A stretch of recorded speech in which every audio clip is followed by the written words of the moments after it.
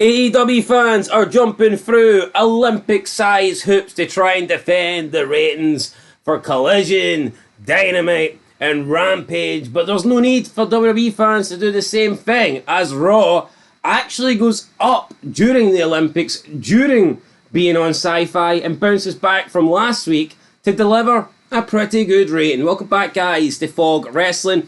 The ratings are in for Monday Night Raw. We've seen over the last few days SmackDown did good, Collision did shit, Rampage did shit, Monday Night Raw did pretty good with a 1.724 million rating, and that of course being up 22%. Now, a 1.724 million is a lot better than some of the ratings that Raw have been getting since WrestleMania while on the USA Network. So the fact that the Olympics are on, the fact that Raw moved to Syfy and they still produced this rating, I think is very solid. Now, it was the SummerSlam post-show or whatever. It was the first Raw after SummerSlam.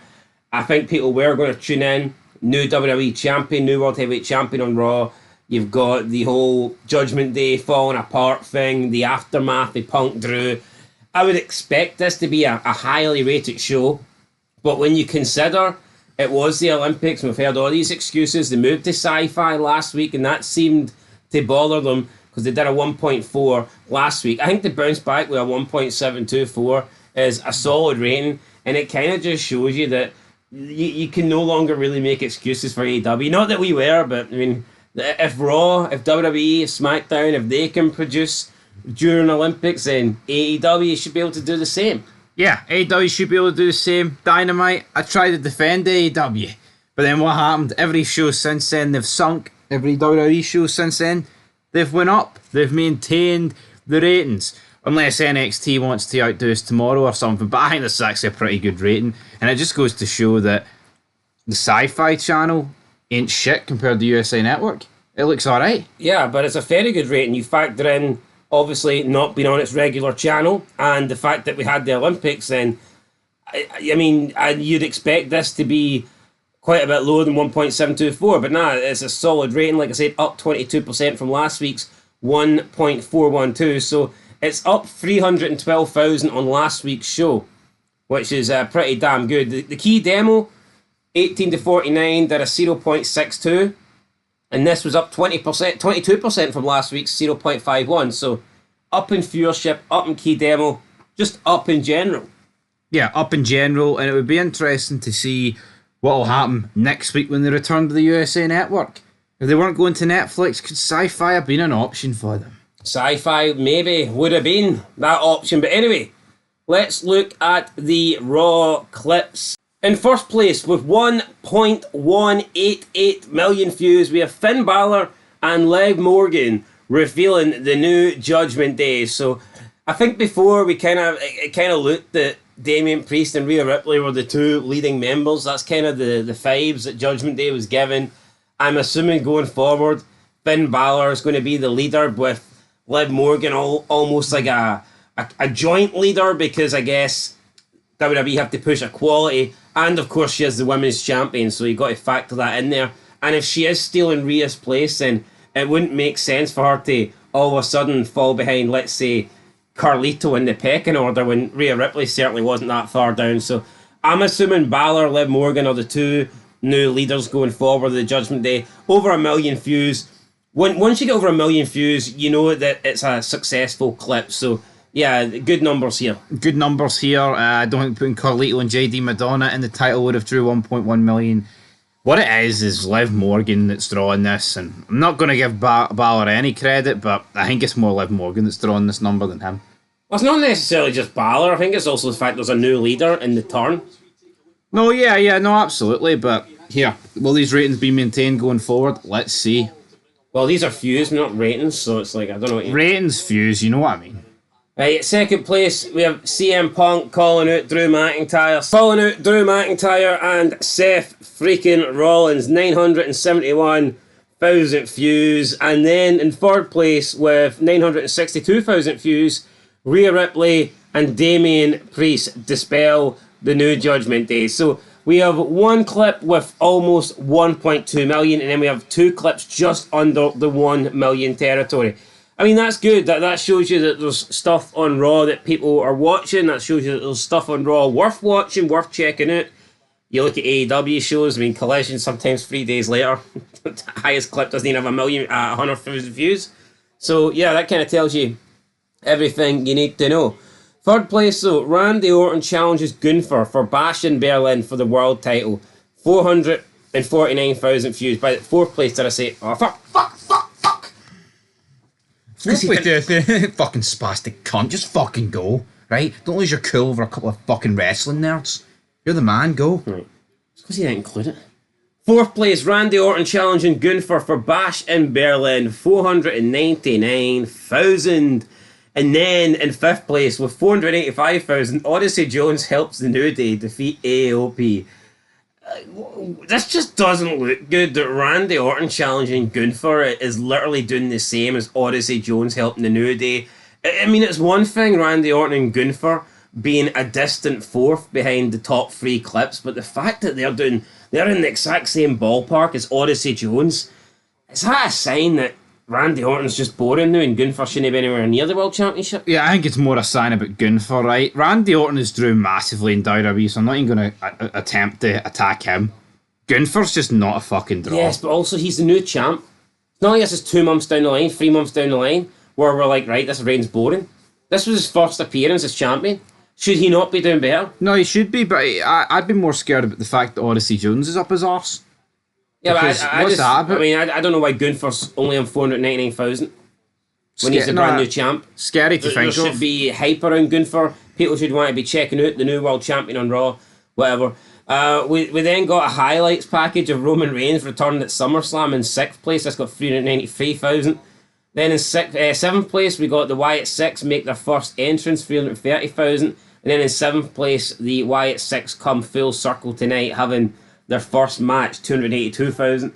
Disappointing numbers, I think, for the Wyatt Six. Yep. When Odyssey Jones is out drawing you, you've got a problem. Yeah, this was their first match. It's even Roman Reigns, though. It's like, why is his clip out drawing anyone? Yeah, it's embarrassing. It's 2 days rehash shite.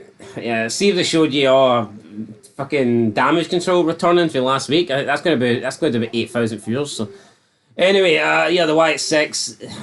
I mean, I'm not surprised the numbers are this low because at the end of the day, it's Dexter Lumis, Eric Rowan, and fucking Joe Gacy into it.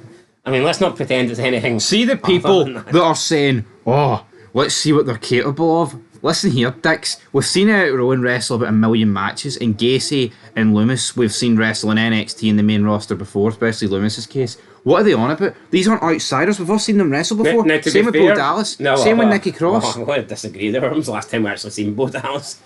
It may as well be a different person at this point. No, come on. No, he's not wrestling here, though. I know he's not, but you brought him up, so I'm going to talk about him. He's fucking... When was the last time he actually wrestled? When was the last time he was fucking relevant or done anything? Yeah, but what's his gimmick? Let's see what they're capable of. See, as wrestlers, we know what they're capable of. So you can't change as a wrestler in the space of, 7-8 years? Right, but he didn't wrestle tonight. No, but I'm saying, when was the last time you've seen him wrestle? Name me a Bo Dallas match that you've watched. He's fucking shite, so I couldn't name you one. That proves my point. No, it proves my point. What are people... Let's see what they're capable of. What they're capable of is their segments. I don't care about their wrestling ability. This is just nosedive since the opening segment a couple of months ago. How do you go for a mass murder / massacre to this wrestling free jobber called American Made, a shitey Tom Cruise movie? Fuck off. Yeah, I just don't think it's going to work. You come in and you set the bar high and then you're just going to go lower and lower and lower. No, but it would be like Kane unmasking and people are like, oh, I wonder what he's going to be like in the rings. They've fucking seen it, what do you mean? Doesn't make any fucking sense. Oh, what's the Undertaker going to be like in the ring as the American Badass? No, they deserve a slap. People mark it. Let's see what they do in the ring. Oh, aye. Because Eric Rowan's going to be doing 450 fucking splashes, isn't he? Well, I think it's more about whether their style and psychology changes and what kind of style will they work, will they work Undertaker Deadman style? No, but Eric Rowan has worked the same style since day one. Shite. No, we've got Dexter Lumis doing fucking springboard 450s and shit. It's first of all, I didn't know he could do that, and second of all, it's to me, see when you see a guy that's a killer doing high flying moves, that kind of takes it away from me. No, I know. See, if you're a heel or you're supposed to be a fucking monster, you shouldn't really be doing all this. See Kane, right? See when Kane was a heel, did he ever do Hurricane Ranas? See Kane when he unmasked? See when he was in his prime, and in my opinion that probably was Kane's prime for the first year after that. Was he doing drop kicks or moves like that? No. Doesn't mean he couldn't do them. But it just wasn't in Kane's... It wouldn't suit the character. Why would this monster Kane be doing fucking drop kicks against Shane McMahon? Why didn't he do a cannonball to take the cage door off a Hell in a Cell? Bad blood. You know, it's like, I don't think people just don't understand. These guys ain't going to get fucking over. You've got that, you know what I mean? You've got that fucking retard that people like in the Bloodline, Jacob Fatu. He comes out to help Solo, and see, instead of doing like something impactful, something that a heel would do, gets in the ring. Cody's got Solo ready to deliver the third Crossroads, and he has to wait about 10 years so Jacob Fatu can run in and run up the top rope and do a Jeff Hardy whisper in the wind. It should have been a power mover or something, you know, or punch Cody Rhodes to stun him, then do the whisper in the wind. Just doesn't make any fucking sense. Or not just do the whisper in the wind. Yeah, but they really wanted to. There's ways to. No, why? Why? There's ways to do it. Why didn't Kane do it then? See, instead of a tombstone on Taker, why didn't he do a whisper in the wind? Kane, Jacob Fatu, two different characters, alright. Fatu can get away with a whisper in the wind. Kane could not. No, I don't think he can. Right, well, you're entitled to your opinion. No, to me, if you think Jacob Fatu doing a whisper in the wind is good, then you don't know wrestling. I don't think Jacob Fatu doing anything's good, right? Or any of his band of fucking brown buddies. I'm sick of them. Point is, right? I think the YX6 should have just been a match where they should be just destroying opponents, working a slow style, pretty much looking invincible, and not doing all these flashy moves. And look who they've got them against. American made. Like the most generic wrestlers you'll ever get. It just kills it for me. Yeah, anyway guys, that's it. That's your Raw rating. Decent rating. Was it a decent show though? I gave it a 3. I thought some things were alright.